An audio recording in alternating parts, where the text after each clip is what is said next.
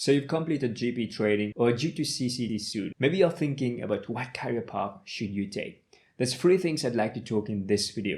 The first one is a big mistake that newly qualified GPs make. I don't want you to make this mistake, and I will raise awareness about this. The second point is what career paths are available out there, whether you want to be locuming, whether you want to be a salary GP, portfolio GP, or partner. And last but not least, the most important point is how do you choose which career path is right for you. By the end of this video, I'm going to share with you a CV template that you can use for job application. This is a template that has landed me a lot of job offers. So make sure you stick around until the end of this video to grab your free CV template. Let's get right into today's video. A big mistake that newly qualified GPs make is not designing a sustainable career. They don't take time to define what they want to achieve professionally.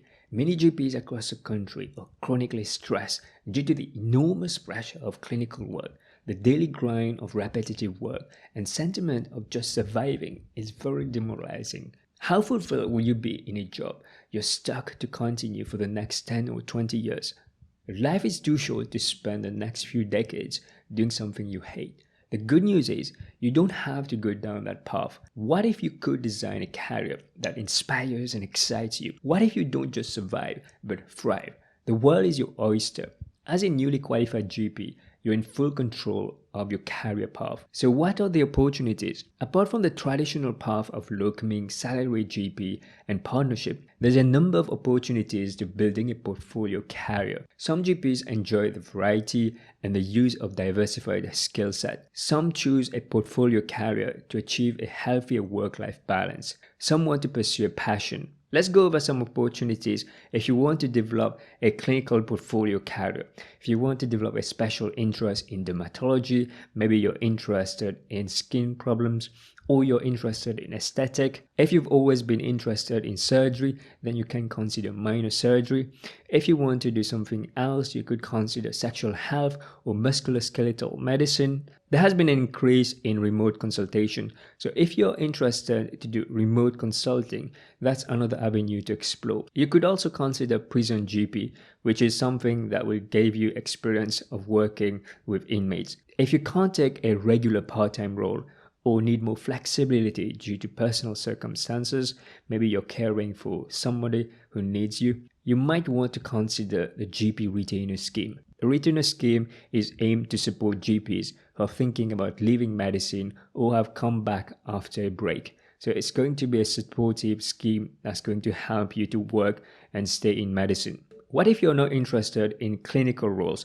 Then there are non-clinical roles. So a big one is medical education. There's so many opportunities in medical education. You could become a clinical supervisor, an educational supervisor, a training program director. If you're interested in undergraduate medical education, you could become a tutor at the university and facilitate tutorials, or even become a lecturer at the university. For those who are interested in leadership and management, you could think about joining the CCG board or joining the LMC, the roles that's available, that's advertised. So have a look at your local CCG and LMC. Coaching is another avenue. If you're interested to work one-on-one with somebody and help them to achieve their goal, then coaching is something to consider. If you're interested in writing and this is something you enjoy, then medical writing is something that you could consider. For those who are interested in law and ethics, then medical legal is an avenue worth considering.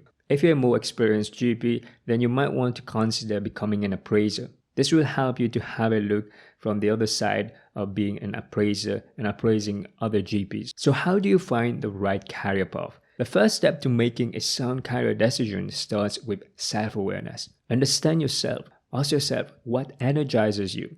What do you want in your career? What do you want to achieve? If you haven't heard of Ikigai, I'd like to introduce you to this Japanese concept that may help you find a career that will inspire, excite, and fulfill you. Ikigai comes from the word iku, meaning to live, and gai means reason. This loosely translates to having a reason for being. It sounds similar to the French concept, raison d'être, but there's more to it. There are 4 components to Ikigai. The first one is something you love. What do you love? Think of something that gives you joy. For some of you, it might be a hobby. Maybe you enjoy cooking, you enjoy sports, You might enjoy teaching, reading, or writing. When you love something, it won't feel like a chore because you enjoy doing that thing. The second component is what you're good at. Think of your personal attributes.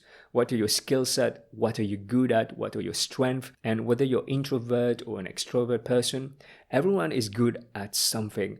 For some, it could be organization, management, problem solving, creativity, attention to detail, or maybe you're good at leading people. The third component of Ikigai is something that the world needs. Think of what you could contribute to this world. What impact could you make to the world? The last component is what you can be paid for. This is something that's important to make sure that your portfolio role is sustainable. You want to be doing something that's going to pay you so that you're not losing money when you're doing it. A common mistake that portfolio GPs make is choosing something only for the money and doing something that's lucrative but they don't enjoy it. If you're doing something you're good at and you're paid for, then this might be a profession. For example, being a GP, that's a profession. When you combine what you love and what the world needs, that's a mission that you've got. Combining what you're good at and what you love is a passion that you might have. If you combine what the world needs and what you're paid for, then this is a vocation. So if you can find an overlap among these 4 different circles, then you find Ikigai. The Ikigai model itself might be complex. However, the process of thinking about these 4 criteria is going to help you think about what portfolio role you want to pursue. Let me know down in the comment section what one thing you got out of this video and whether you want more videos like this. If you found this video useful, then I'm sure you're going to get a lot from watching this video. Click the video to watch it. Take care everybody. Bye bye.